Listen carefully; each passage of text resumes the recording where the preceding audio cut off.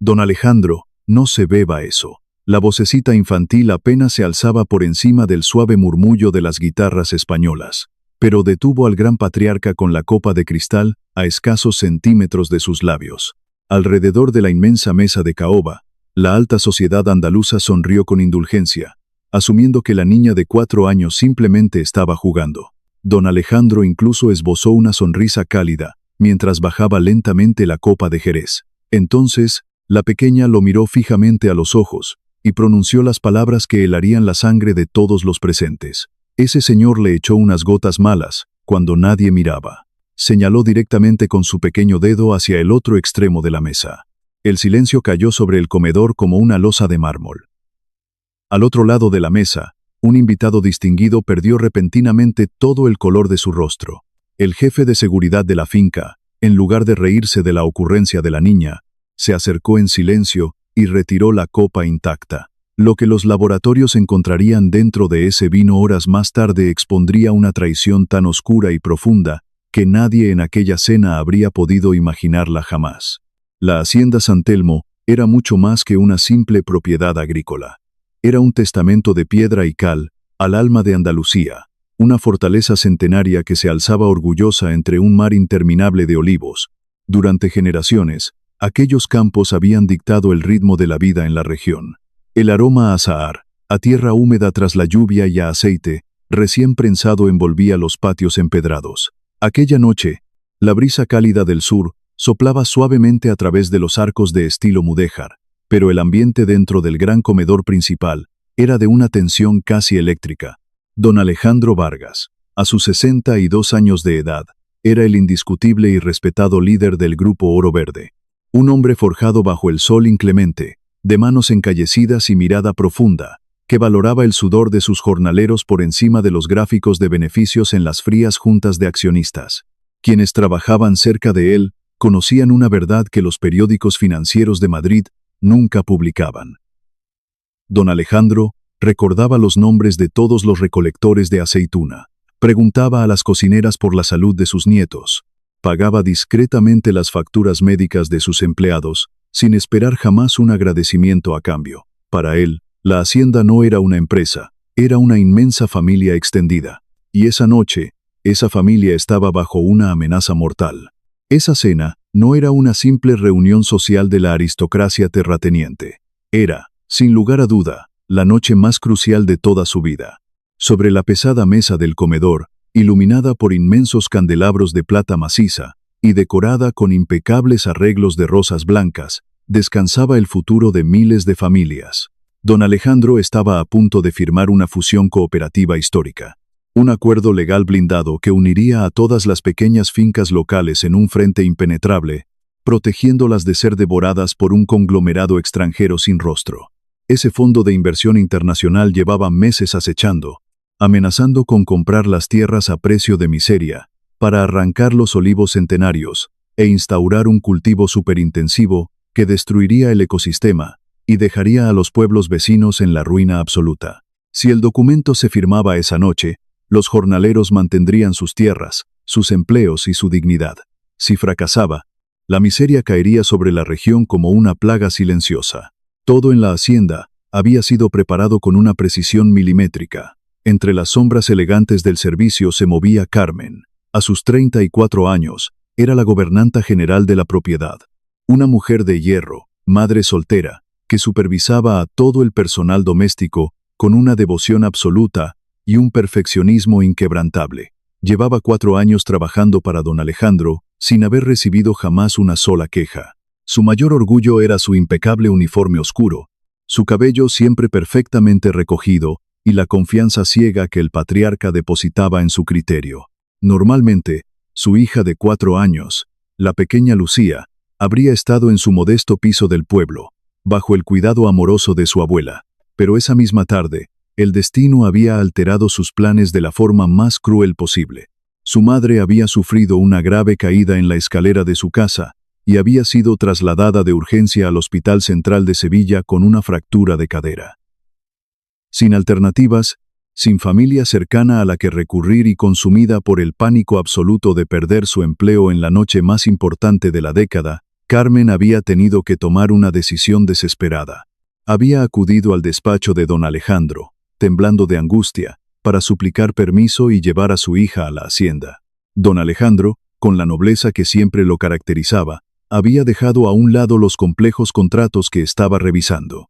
Se había levantado de su silla de cuero, se había acercado a la mujer que apenas podía contener las lágrimas y había puesto una mano cálida sobre su hombro. «La familia es lo primero, Carmen», le había dicho con su voz grave y pausada. «Tráela. Que se quede aquí con nosotros, en un rincón tranquilo. No molesta a nadie, y tú podrás estar más tranquila». Carmen le había dado las gracias tantas veces que casi se quedó sin aliento, prometiendo que la niña sería invisible, una estatua perfecta. Nunca imaginó, ni en sus pesadillas más febriles, que ese pequeño acto de piedad terminaría salvando su imperio entero. La pequeña Lucía, con sus enormes ojos oscuros y su actitud siempre serena, había sido instalada en una pequeña silla de mimbre, en un rincón discreto del inmenso comedor. Llevaba un vestido azul marino impecablemente planchado.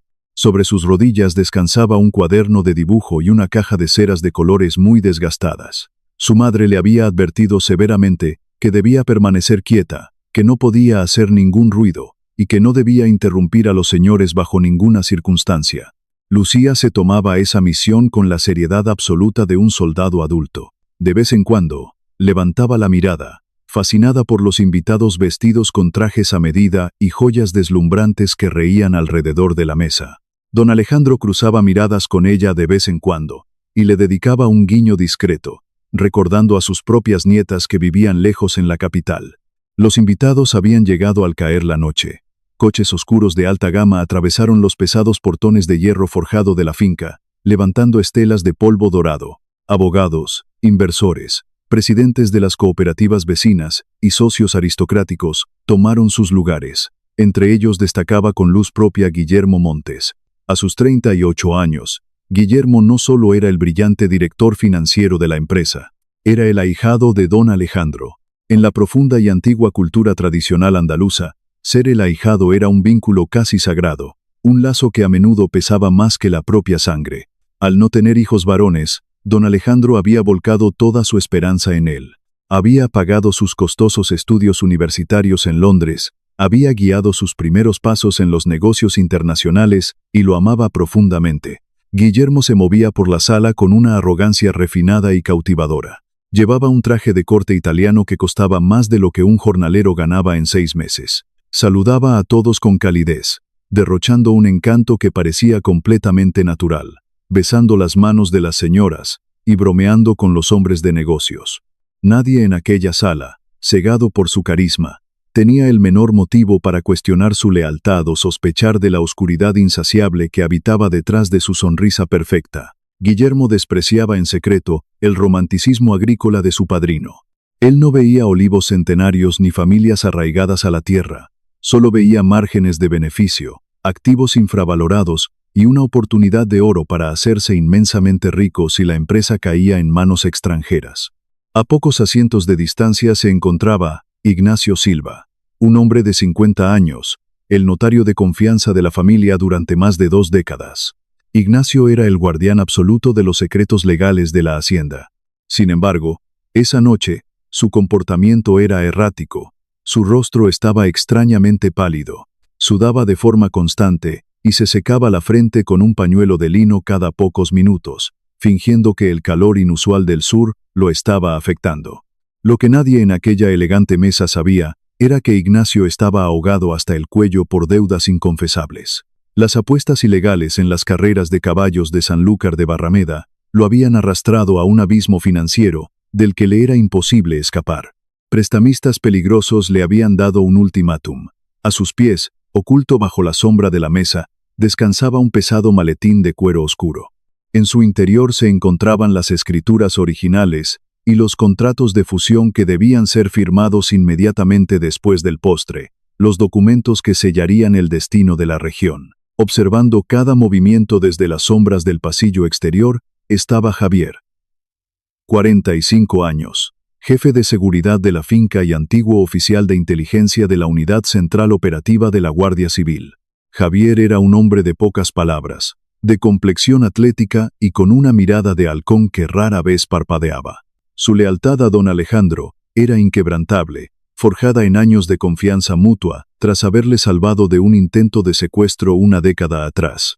Conocía cada rincón de la hacienda, cada puerta de servicio, cada ángulo ciego y cada protocolo de emergencia.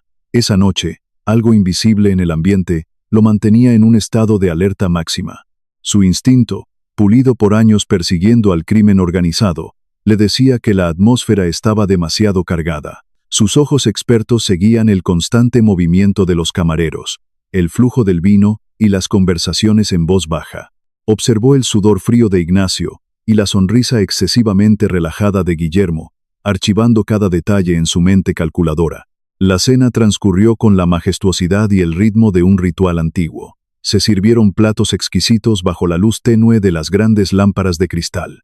Jamón ibérico de bellota cortado a mano, carnes asadas a fuego lento y los mejores vinos de la región.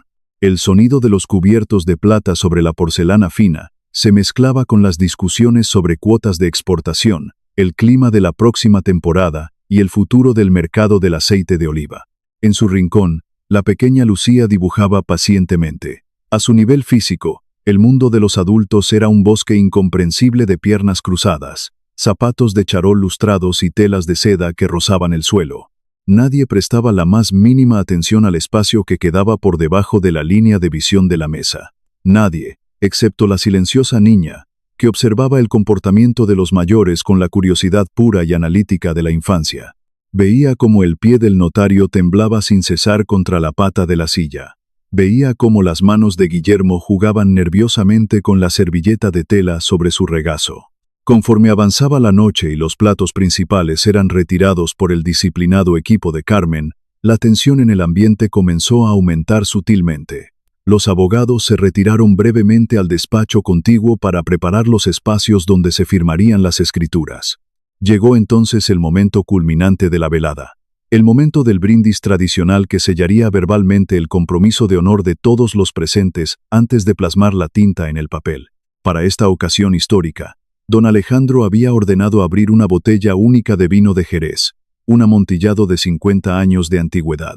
Una reliquia familiar de un color ámbar profundo, guardada bajo llave en la bodega subterránea y reservada de manera exclusiva para los momentos que marcaban el destino de su estirpe. Las pesadas copas de cristal tallado fueron llenadas una por una por los sumilleres expertos. El aroma embriagador a madera de roble, nueces tostadas y tiempo embotellado inundó la inmensa sala, silenciando las conversaciones. Los invitados comenzaron a ponerse de pie lentamente, ajustando sus trajes y vestidos con solemnidad. Carmen caminaba hacia el fondo del salón con una gran bandeja de plata vacía, asegurándose de que su equipo de servicio se volviera completamente invisible durante el discurso del patrón. Fue en ese preciso instante de distracción colectiva, cuando todas las miradas de los adultos se dirigían hacia la imponente figura de don Alejandro en la cabecera de la mesa, cuando Guillermo hizo su movimiento. Desde la baja perspectiva de Lucía, todo ocurrió con una claridad pasmosa, como una película a cámara lenta. Guillermo dio un paso atrás, alejándose apenas unos centímetros de su silla, rompiendo la formación del grupo. En lugar de mirar hacia su padrino con respeto, su mano derecha se deslizó de forma hábil y silenciosa hacia el bolsillo interior de su chaqueta hecha a medida. Lucía dejó de pintar por completo. La cera de color rojo quedó suspendida sobre el papel. Sus grandes ojos observaron cómo los dedos del hombre extraían un frasco diminuto. Era un pequeño gotero de cerámica blanca, apenas del tamaño de una almendra. Guillermo se inclinó ligeramente sobre la mesa. Aprovechando que un camarero pasaba justo por el lado opuesto atrayendo las miradas cruzadas de un par de inversores, el ahijado extendió su mano sobre la copa intacta de don Alejandro. Fue un movimiento fluido, practicado cientos de veces en la oscuridad, que duró apenas un segundo. Lucía vio caer varias gotas de un líquido espeso y transparente en el interior del costoso Jerez. Las gotas desaparecieron instantáneamente en el mar ámbar sin dejar rastro, sin provocar burbujas ni alterar el color del vino. Con la misma rapidez escalofriante, Guillermo ocultó el pequeño frasco de cerámica de nuevo en su bolsillo y volvió a su posición original, levantando su propia copa y sonriendo a la persona que tenía enfrente con una naturalidad que helaba la sangre. Nadie más en la inmensa y abarrotada sala había notado absolutamente nada. Para los adultos, Guillermo simplemente había acomodado su postura antes del brindis.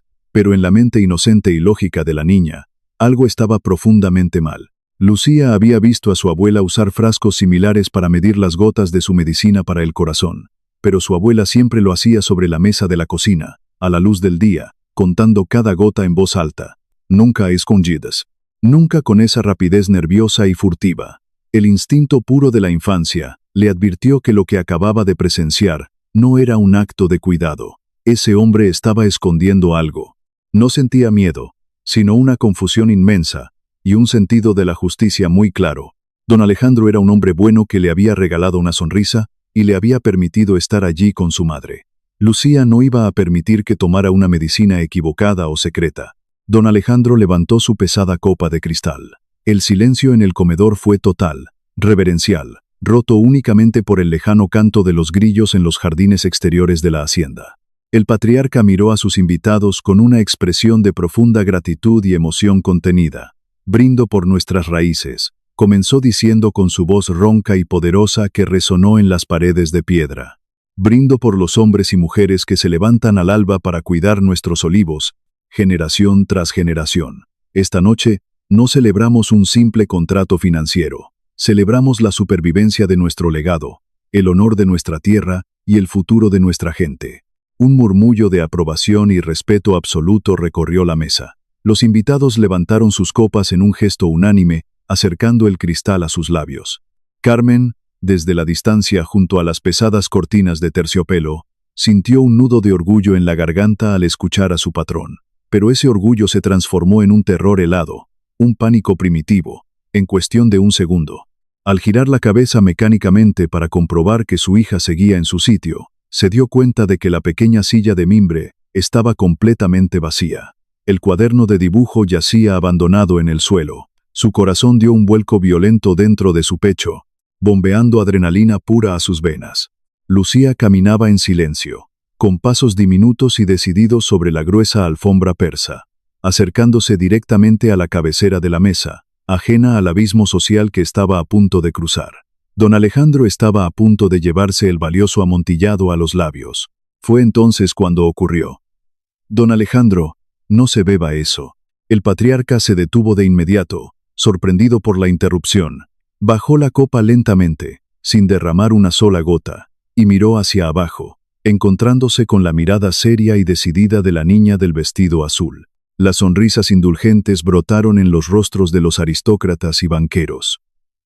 Un murmullo de ternura recorrió la sala. Don Alejandro soltó una carcajada suave y paternal, agachándose ligeramente. «¿Por qué no, pequeña?», preguntó con una paciencia infinita, asumiendo que la niña quería proponer su propio brindis infantil. Lucía levantó su brazo derecho, extendió su pequeño dedo índice y señaló directamente a Guillermo Montes, que se encontraba a 3 metros de distancia. Ese señor le echó unas gotas malas cuando nadie miraba. El impacto de esas palabras fue como una detonación silenciosa, en medio de la sala. La temperatura de la habitación pareció descender 15 grados de golpe. El silencio que siguió no fue de respeto, sino de una conmoción cultural absoluta y asfixiante.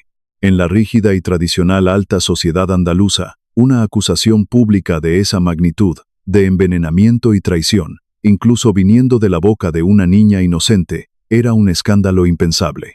Era una mancha en el honor que no se podía borrar fácilmente. El rostro de Carmen perdió todo su color, volviéndose tan blanco como la cal de las paredes del patio. Corrió hacia adelante, temblando de pies a cabeza, casi tropezando con sus propios zapatos en su desesperación ciega.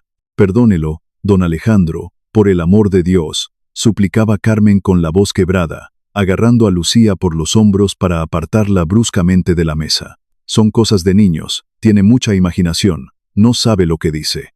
Le ruego que nos disculpe 1000 veces, señor». Las lágrimas amenazaban con desbordarse de los ojos de la madre, que sentía que el mundo entero se derrumbaba sobre ella. En su mente aterrorizada, acababa de perder su trabajo, la casa que alquilaba y el único sustento de su hija. Todo por una fantasía infantil en el peor momento posible. Pero Lucía no retrocedió ni un centímetro. Se soltó suavemente del agarre de su madre y miró a don Alejandro a los ojos. Lo sacó de su chaqueta, insistió la niña con una terquedad inquebrantable, manteniendo su dedo apuntando a Guillermo, un frasquito pequeño de color blanco. Guillermo fue el primero en reaccionar para romper la insoportable tensión. Soltó una carcajada sonora, cálida y perfectamente modulada.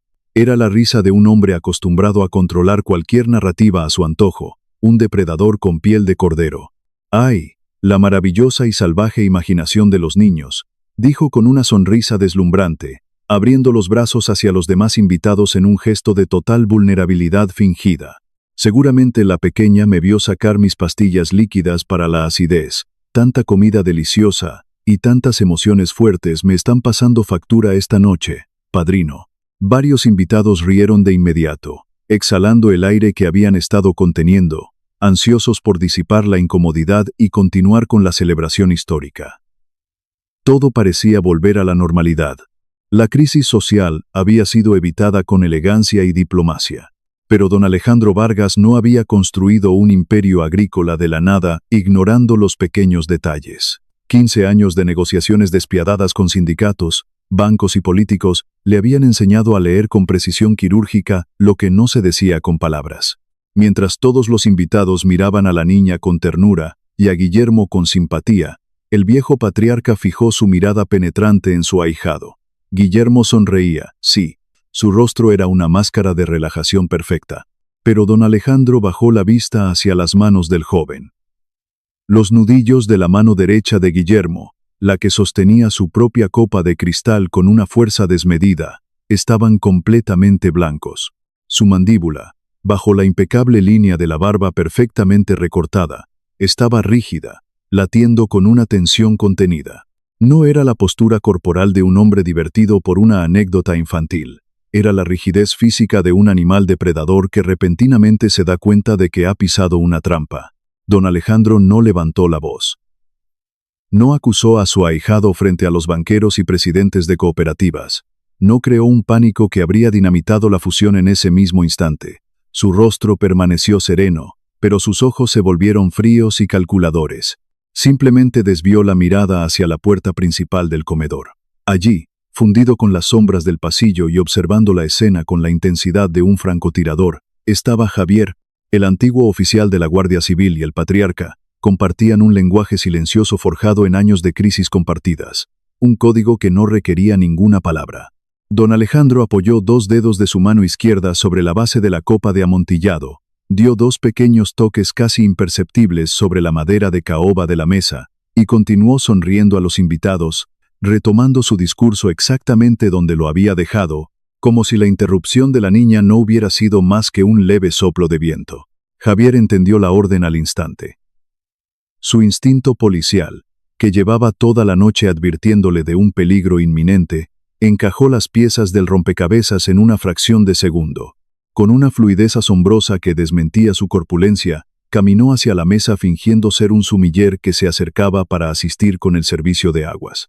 Con un movimiento rápido, entrenado y casi invisible para los presentes, retiró la copa de jerez intacta de don Alejandro, colocándola en una pequeña bandeja de plata que llevaba en la mano izquierda, y la reemplazó por una copa idéntica llena de agua mineral con gas. Fue un intercambio tan sutil, tan perfectamente ejecutado bajo la cobertura del discurso del patriarca, que casi nadie en la inmensa mesa notó el cambio. Pero Guillermo sí lo vio. La sonrisa del director financiero vaciló durante una milésima de segundo. Javier captó el parpadeo de auténtico, puro y absoluto terror en los ojos del ahijado, antes de que éste volviera a componer su máscara de seguridad.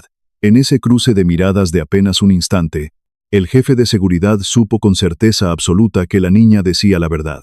Javier salió del comedor por la puerta de servicio, caminando con paso rápido pero sin correr, llevando la copa de cristal como si fuera un artefacto explosivo a punto de detonar.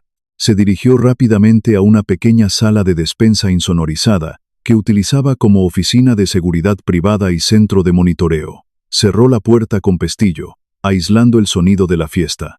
Se colocó unos guantes de nitrilo azul y, con manos firmes, vertió una pequeña muestra del valioso vino en un frasco estéril de recolección de pruebas, que siempre guardaba en su botiquín táctico para emergencias extremas. No podía permitirse cometer un error.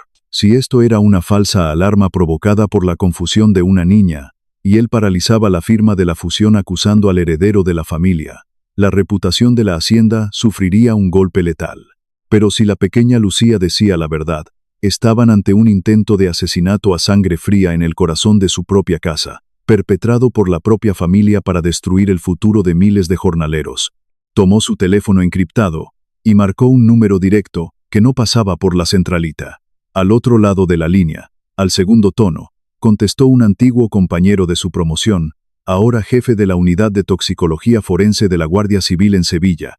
Javier le explicó la situación en voz baja, rápida y concisa, describiendo el líquido espeso que la niña había mencionado, la tensión extrema del sospechoso y el contexto de la fusión corporativa. «Necesito un análisis de espectrometría de masas ahora mismo», susurró Javier con urgencia, mientras sellaba el frasco con cinta de evidencia.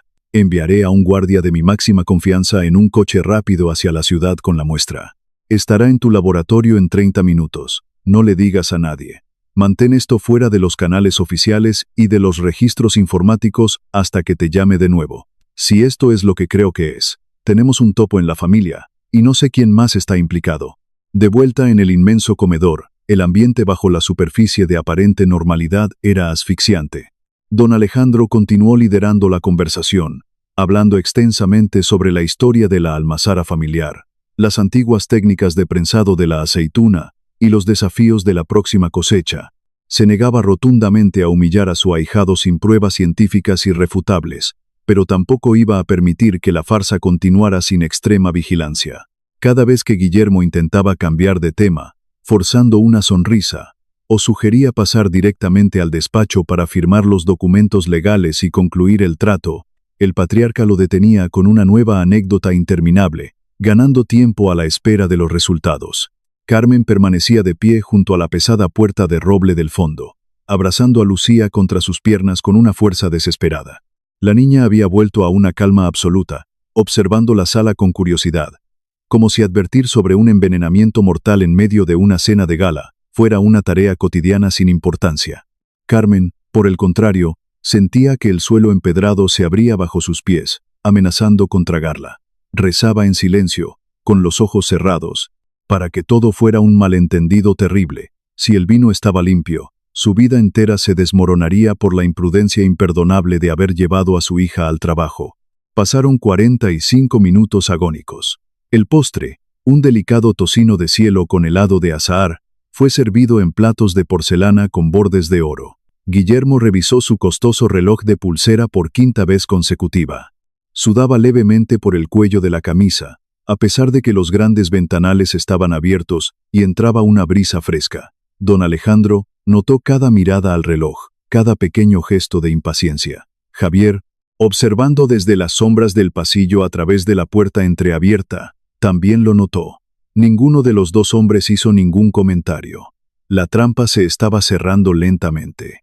De repente, el teléfono encriptado de Javier vibró en su bolsillo con insistencia.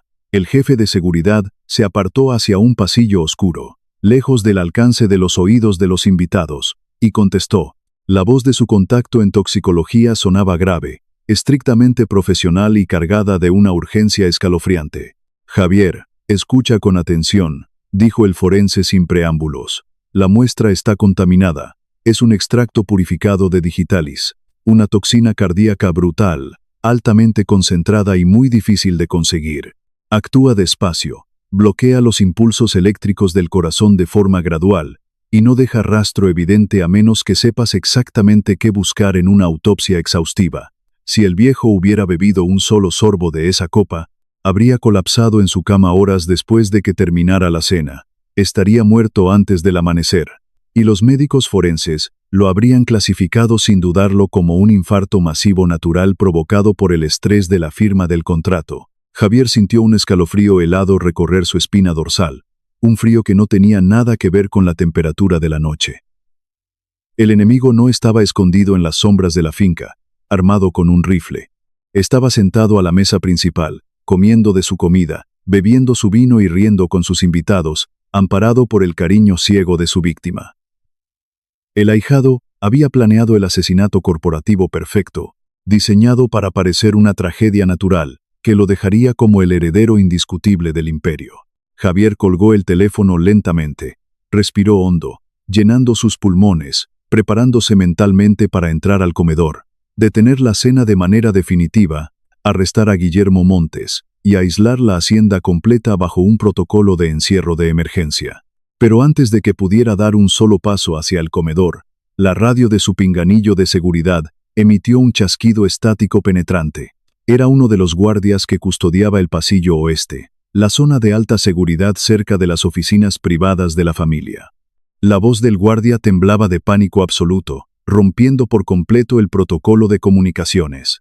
«Jefe, tiene que venir al despacho principal ahora mismo», susurró el hombre a través del canal cerrado, su respiración agitada delatando su terror. Javier frunció el ceño, sintiendo que la situación, que ya era crítica, se descontrolaba por segundos. «¿Qué ocurre?», preguntó con brusquedad, apretando el botón de su transmisor. El guardia tragó saliva de forma audible antes de responder. «Alguien ha entrado en el despacho de don Alejandro mientras cenaban. El maletín de cuero del notario está abierto sobre la mesa. Las cerraduras están forzadas. Las escrituras originales de la fusión y todos los contratos han desaparecido». Javier cerró los ojos durante un segundo, procesando la magnitud del desastre. La desaparición de los documentos legales transformaba un intento de asesinato en un golpe de estado corporativo a gran escala. Si don Alejandro moría esa noche, el caos de la sucesión bloquearía cualquier movimiento de la empresa. Pero sin las escrituras de la fusión, incluso si el patriarca sobrevivía, el conglomerado extranjero tendría tiempo suficiente para destruir el acuerdo y comprar las tierras a precio de saldo. Todo estaba conectado de una manera brillante y despiadada. El jefe de seguridad se movió con la rapidez de un fantasma por los pasillos empedrados de la hacienda. Al llegar al despacho principal, encontró la pesada puerta de roble entreabierta. Sobre el escritorio de caoba maciza, el maletín de cuero del notario descansaba con los cierres de latón desabrochados. El espacio interior, donde apenas media hora antes reposaban los folios sellados que salvarían a miles de jornaleros, estaba completamente vacío. Javier ordenó al guardia que no tocara absolutamente nada y se dirigió de vuelta al comedor principal. Necesitaba informar a don Alejandro sin desatar el pánico entre los invitados de la alta sociedad andaluza. Dentro del inmenso salón, la cena había llegado a su fin. Los camareros retiraban las últimas copas de cristal bajo la atenta y aterrada mirada de Carmen. Javier se acercó a la cabecera de la mesa con paso calmado, fingiendo ser un simple empleado que traía un mensaje rutinario. Se inclinó sobre el hombro de don Alejandro y le susurró al oído con voz inexpresiva: «El laboratorio confirma que su copa contenía digitalis letal. Además, alguien ha robado las escrituras originales del despacho. Estamos bajo ataque desde dentro, don Alejandro. Necesito aislar la finca sin que nadie se dé cuenta». El viejo patriarca no movió un solo músculo de su rostro curtido por el sol. Décadas lidiando con sequías, crisis financieras y traiciones menores le habían forjado un carácter de acero. Asintió lentamente, tomó su servilleta de lino y se limpió los labios antes de ponerse en pie. Su presencia imponente silenció las conversaciones de inmediato. «Mis queridos amigos», anunció don Alejandro con una sonrisa cálida y un tono perfectamente hospitalario. «Parece que los abogados necesitan unos minutos más para revisar las últimas cláusulas de nuestro acuerdo. Les ruego que me acompañen al patio andaluz. Hemos preparado café recién tostado y una selección de puros para disfrutar de la brisa nocturna mientras esperamos». Los invitados murmuraron con agrado, completamente ajenos a la trampa mortal que se cerraba a su alrededor. Guillermo Montes se levantó de su silla con la elegancia de un príncipe heredero. Sonreía de oreja a oreja, convencido de que su plan seguía su curso. Ofreció su brazo a la esposa de uno de los inversores y la guió hacia los arcos de piedra del patio. Ignacio Silva, el notario, lo siguió de cerca, aunque sus pasos eran pesados y su rostro seguía cubierto por una fina capa de sudor frío. Javier observó cómo todos salían del comedor y de inmediato dio la orden por radio: «Aseguren el perímetro completo de la hacienda San Telmo. Nadie entra y absolutamente nadie sale». Las puertas de hierro forjado de la entrada principal se cerraron con un crujido sordo, bloqueando cualquier ruta de escape hacia las carreteras secundarias de Andalucía. Mientras tanto, en las entrañas de la zona de servicio, Carmen sentía que le faltaba el aire. Había llevado a su hija a la pequeña sala de descanso del personal doméstico. Las manos le temblaban tanto que apenas podía sostener un vaso de agua. Estaba convencida de que su despido era inminente. En el rígido mundo de las grandes casas aristocráticas, interrumpir un brindis de esa magnitud era un pecado imperdonable. Miró a Lucía, que estaba sentada en un taburete de madera, coloreando tranquilamente en su cuaderno, como si no hubiera estado a punto de desencadenar una tormenta perfecta. «Mamá, ¿por qué lloras?», preguntó la niña sin levantar la vista de su dibujo de un olivo verde. Carmen se arrodilló frente a ella, intentando contener los sollozos que le desgarraban la garganta. «No lloro, mi vida», mintió con voz temblorosa, acariciando el cabello oscuro de la pequeña. «Solo estoy un poco cansada». Pero dentro de su cabeza, los pensamientos giraban a una velocidad vertiginosa. Pensaba en el alquiler de su pequeño piso, en las facturas de la luz, en el miedo constante a no poder darle a su hija un futuro digno. Todo pendía de un hilo finísimo, y ella no tenía ningún poder para evitar que se rompiera. En la sala de monitores de seguridad, Javier repasaba las grabaciones de las cámaras a toda velocidad. Las paredes de la pequeña habitación estaban cubiertas de pantallas que mostraban cada rincón de la inmensa propiedad. El comedor principal, por respeto a la privacidad de los invitados, no tenía cámaras directas apuntando a la mesa. Sin embargo, Javier conocía cada ángulo muerto de su sistema. Retrocedió el video hasta el momento exacto del brindis. Buscó en los espejos, en los reflejos de las ventanas oscuras, hasta que encontró algo. En la esquina superior de la pantalla 3, una antigua bandeja de plata repujada, colocada sobre un aparador de caoba, reflejaba una imagen distorsionada de la mesa. Javier amplió la imagen al máximo. Los píxeles se volvieron borrosos, pero el movimiento era innegable. Se veía claramente la figura de Guillermo alejándose de su silla. Se veía su brazo derecho moviéndose hacia su chaqueta, y luego extendiéndose sobre el espacio que ocupaba la copa de don Alejandro. Era una prueba circunstancial.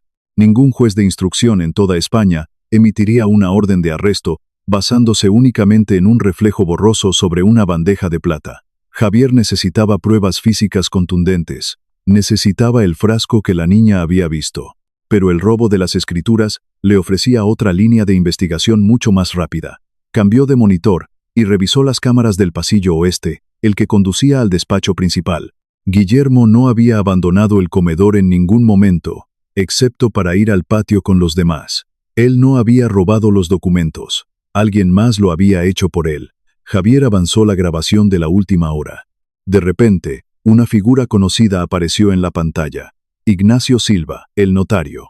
La grabación mostraba a Ignacio saliendo del comedor principal bajo el pretexto de usar los aseos de invitados. Sin embargo, en lugar de girar hacia la izquierda, el notario había girado a la derecha, adentrándose en el pasillo oeste. Desapareció del ángulo de la cámara durante exactamente 4 minutos y 18 segundos.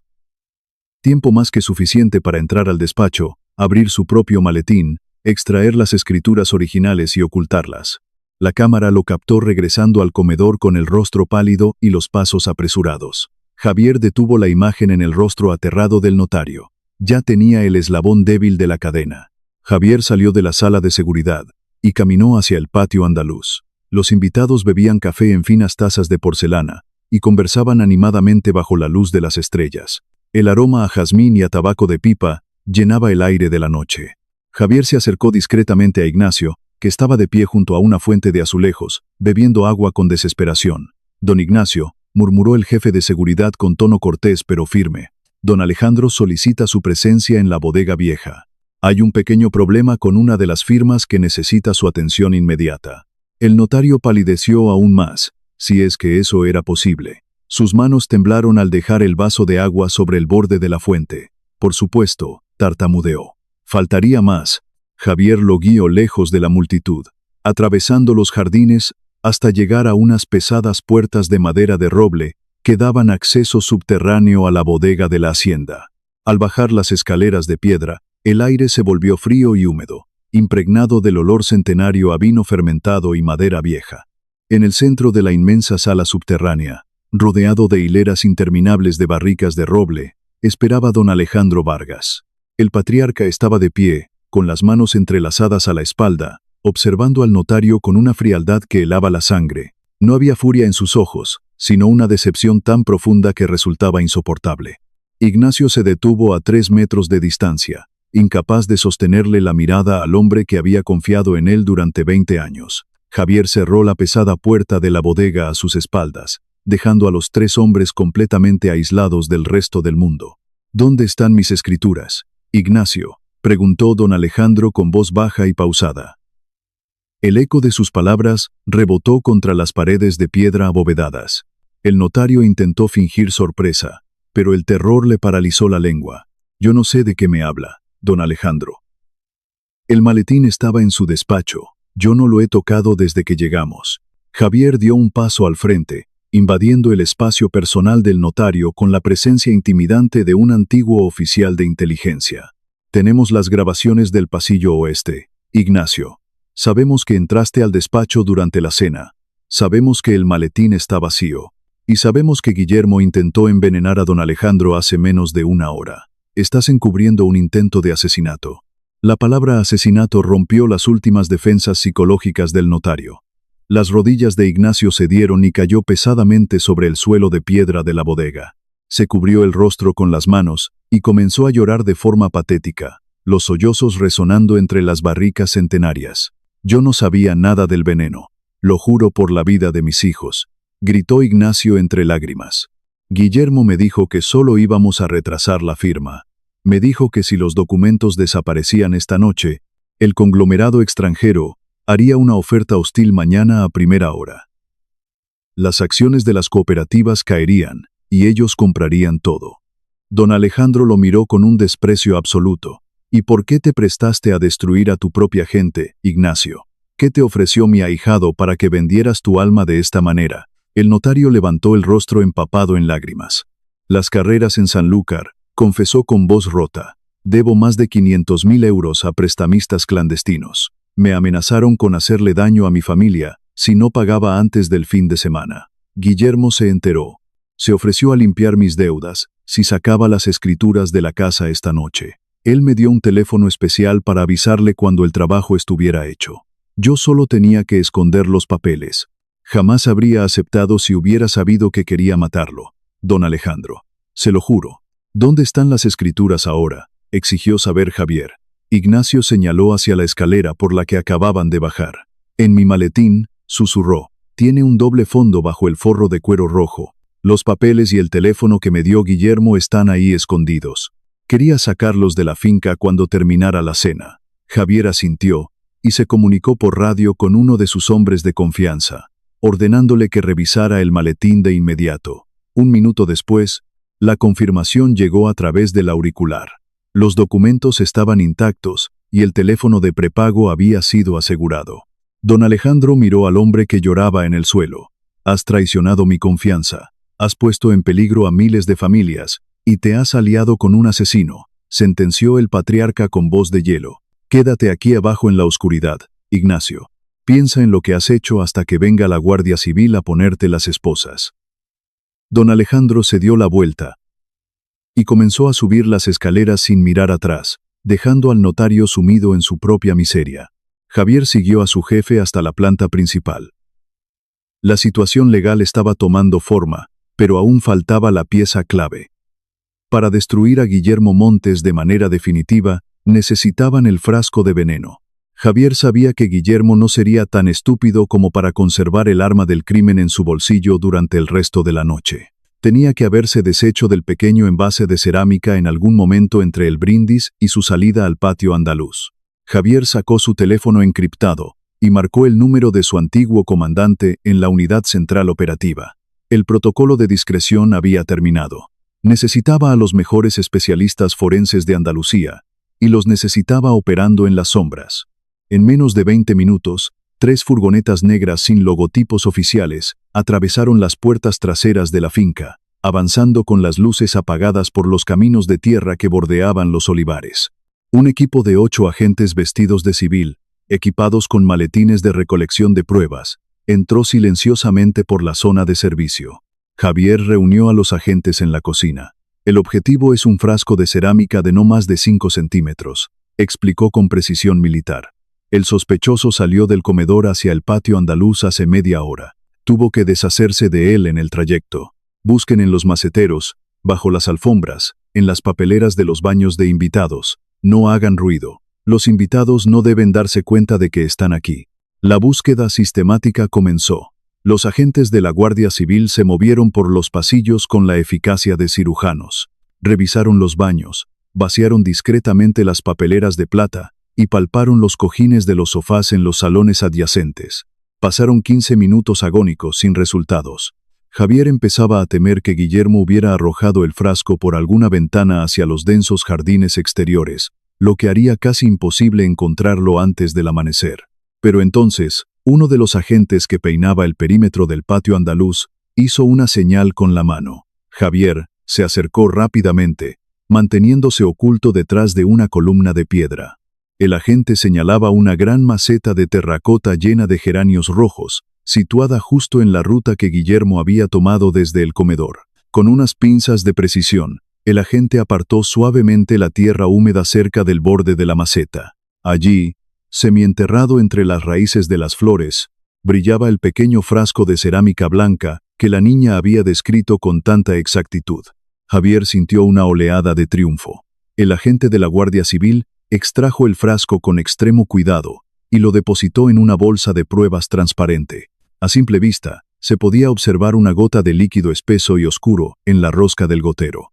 El especialista forense aplicó polvo magnético sobre la superficie lisa de la cerámica bajo la luz de una linterna ultravioleta. Segundos después, las crestas papilares de una huella dactilar parcial aparecieron con claridad meridiana. La compararon en tiempo real con los registros de la base de datos a través de una tableta encriptada. Guillermo Montes, al ser director financiero de una empresa de seguridad alimentaria, tenía sus huellas registradas en los archivos estatales. El sistema confirmó la coincidencia en menos de un minuto. El ahijado acababa de firmar su propia sentencia de prisión. Javier tomó la bolsa de pruebas y caminó hacia el despacho principal. Don Alejandro ya estaba allí, sentado detrás de su escritorio de caoba, con el rostro inescrutable. Javier colocó el frasco sellado sobre la mesa y asintió. Lo tenemos todo, patrón. El veneno, las escrituras, la confesión del notario y las huellas de Guillermo. Don Alejandro cerró los ojos por un instante, asimilando el dolor de saber que el hombre al que había criado como a un hijo había intentado asesinarlo por codicia. «Tráelo aquí», ordenó con voz ronca, «y que no haya escándalos frente a mis invitados». Javier regresó al patio andaluz. Guillermo Montes sostenía una copa de coñac y reía animadamente con uno de los inversores extranjeros. Su arrogancia aristocrática seguía intacta. Javier se acercó por su espalda y le tocó el hombro con firmeza. «Don Guillermo», murmuró el jefe de seguridad. «Su padrino lo espera en el despacho. Dice que está listo para proceder con las firmas». Guillermo sonrió con satisfacción, creyendo que su plan había triunfado. Se disculpó con los invitados y siguió a Javier por el pasillo oeste, caminando con la seguridad de un rey que se dirige a su coronación. Al entrar en el despacho, Guillermo se encontró con una escena que no esperaba. Don Alejandro no estaba preparando los bolígrafos de oro para la firma. Estaba de pie, mirando por el gran ventanal hacia los campos de olivos bañados por la luz de la luna. Sobre el escritorio, perfectamente iluminados por una lámpara de lectura, descansaban el maletín abierto de Ignacio, las escrituras originales, el teléfono de prepago y, en el centro exacto, la bolsa de pruebas transparente que contenía el frasco de cerámica.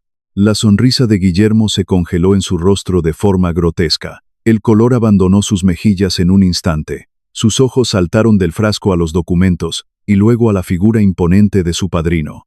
Javier cerró la puerta de roble con llave a sus espaldas y se cruzó de brazos, bloqueando la única salida. Don Alejandro se giró lentamente. 15 años, Guillermo, comenzó el patriarca, su voz cargada de una tristeza infinita. 15 años financiando tus estudios, abriéndote las puertas de mi casa, tratándote como a la sangre de mi sangre. Y todo para que intentaras envenenarme como a un perro viejo para vender mis tierras a un conglomerado extranjero. Guillermo intentó recuperar su compostura, pero el pánico ya había devorado su arrogancia. Alejandro, esto es un malentendido, tartamudeó, retrocediendo un paso. Ese frasco no es mío. Alguien está intentando incriminarme. Ignacio, Seguro que ha sido ese maldito notario adicto al juego. Don Alejandro golpeó la mesa con el puño cerrado. Un sonido seco que resonó como un disparo en la habitación. No insultes mi inteligencia en tus últimos minutos de libertad. Tus huellas están en la cerámica. Tenemos la confesión completa de Ignacio y los registros del teléfono que le diste. Has perdido, Guillermo, lo has perdido absolutamente todo. Al verse acorralado sin escapatoria, la máscara de niño bueno de Guillermo se hizo añicos, revelando al monstruo narcisista que se escondía debajo. Su rostro se contorsionó en una mueca de odio puro. Eres un anciano patético, escupió Guillermo, perdiendo por completo el respeto formal. Te aferras a estos campos de tierra sucia y a esos campesinos ignorantes como si estuviéramos en el siglo XIX. El conglomerado extranjero iba a triplicar nuestro valor en bolsa en 6 meses. Yo iba a modernizar esta empresa, pero tú estabas dispuesto a tirar millones de euros a la basura por tu absurdo sentido de la lealtad hacia unos recolectores de aceituna. Alguien tenía que quitarte de en medio por el bien del negocio. Don Alejandro lo miró con una calma aterradora. El negocio nunca fue el dinero, Guillermo. El negocio siempre fue la gente. Pero tú tienes el alma tan pobre que jamás podrás entenderlo. El patriarca hizo un gesto con la cabeza hacia Javier. El jefe de seguridad abrió la puerta lateral del despacho, la que conectaba con los pasillos de servicio. 2 agentes de la Guardia Civil vestidos de uniforme entraron en la habitación. Leyeron los derechos a Guillermo con voz monótona, mientras le colocaban unas pesadas esposas de acero inoxidable. El brillante director financiero de la alta sociedad andaluza no dijo una sola palabra más. Fue escoltado fuera de la propiedad por la puerta trasera, escondido en la oscuridad como el criminal cobarde que realmente era, para evitar que los invitados del patio andaluz presenciaran el escándalo. 1 hora más tarde, cuando los primeros rayos de sol comenzaban a iluminar los inmensos campos de olivos de la hacienda San Telmo, don Alejandro regresó al patio. Anunció a los invitados que los pequeños problemas técnicos habían sido resueltos. Otro notario de confianza, despertado de madrugada por orden del patriarca, llegó con sus sellos oficiales. Los documentos se firmaron sobre una mesa de hierro forjado bajo los primeros cantos de los pájaros. La fusión cooperativa era un hecho. Las tierras estaban a salvo. Miles de jornaleros conservarían sus hogares y sus medios de vida sin saber jamás lo cerca que habían estado de perderlo todo esa misma noche. Cuando los últimos coches de lujo abandonaron la finca y el silencio de la mañana descendió sobre los patios empedrados, don Alejandro no se fue a dormir. Caminó por los pasillos vacíos hasta llegar a la sala de descanso del personal. Carmen estaba sentada en una silla de madera, abrazando a Lucía, que finalmente se había quedado dormida en su regazo. La gobernanta tenía los ojos rojos y la mirada perdida. Al ver entrar al patriarca, intentó ponerse de pie de un salto, aterrorizada, pero don Alejandro levantó una mano para detenerla. «No despiertes a la niña, Carmen», dijo el anciano con una voz inusualmente suave. Se acercó y tomó una silla, sentándose frente a la mujer que temblaba de miedo. «Don Alejandro, le suplico que me perdone», empezó a decir Carmen con un hilo de voz, las lágrimas brotando de nuevo. «Sé que fue un atrevimiento imperdonable. Le prometo que recogeré mis cosas hoy mismo. No tiene que despedirme. Yo me marcharé en silencio». El patriarca la interrumpió colocando su mano grande y callosa sobre las manos temblorosas de la madre. «Carmen, mírame», ordenó con dulzura. «Si no hubieras traído a tu hija a esta casa anoche, yo estaría muerto en este momento. Mi empresa habría sido desmantelada, y miles de familias de nuestra tierra estarían hoy en la calle. Tú no has cometido ninguna falta. Tu hija me ha salvado la vida. Ha salvado nuestro legado». Carmen lo miró, incapaz de procesar las palabras que estaba escuchando. Don Alejandro sacó un sobre de papel grueso de su chaqueta y lo depositó suavemente sobre la mesa. «A partir de hoy, dejas de ser la gobernanta de limpieza. Te nombro administradora general de la hacienda San Telmo. Tu salario se triplica de forma inmediata. Además, he ordenado que se remodele la antigua casa del capataz, la que está junto al lago de los cisnes. Será tuya, con las escrituras a tu nombre, para que tú y tu hija tengáis un hogar seguro para siempre. Y los estudios de la pequeña Lucía, hasta el día que decida ir a la universidad que ella elija, corren por cuenta exclusiva de la familia Vargas». Carmen miró el sobre, luego el rostro sereno del patriarca, y finalmente rompió a llorar. pero esta vez eran lágrimas de una gratitud tan inmensa que no cabía en su pecho. Años de angustia, de cuentas ajustadas y de miedo al futuro se desvanecieron en el aire de la mañana andaluza. Don Alejandro se inclinó y acarició suavemente la cabeza de Lucía, que dormía ajena a la revolución que había provocado. «Eres una valiente, pequeña», susurró el anciano. El tiempo pasó sobre la hacienda San Telmo como el viento sobre los olivos. Guillermo Montes fue condenado a 15 años de prisión en una cárcel de máxima seguridad por intento de asesinato y fraude corporativo. Ignacio Silva perdió su licencia de notario y pasó varios años entre rejas antes de desaparecer en el anonimato. La fusión cooperativa transformó la región, trayendo una prosperidad sin precedentes a los trabajadores de la tierra. Años más tarde, cuando Lucía ya era una joven universitaria brillante que estudiaba ingeniería agrónoma para seguir los pasos del hombre que le cambió la vida, conservaba un objeto muy especial en el escritorio de su habitación. Era una pequeña caja de música tallada a mano en madera de olivo centenario. Don Alejandro se la había regalado en su 5º cumpleaños.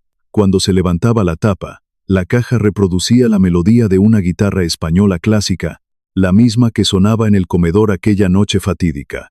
En el interior de la tapa, grabada sobre una placa de plata brillante, se podía leer una inscripción que la joven Lucía llevaba grabada en el alma. La voz más pequeña puede contener la verdad más grande. Nunca ignores a quien parece insignificante, porque el coraje no entiende de tamaños ni de títulos.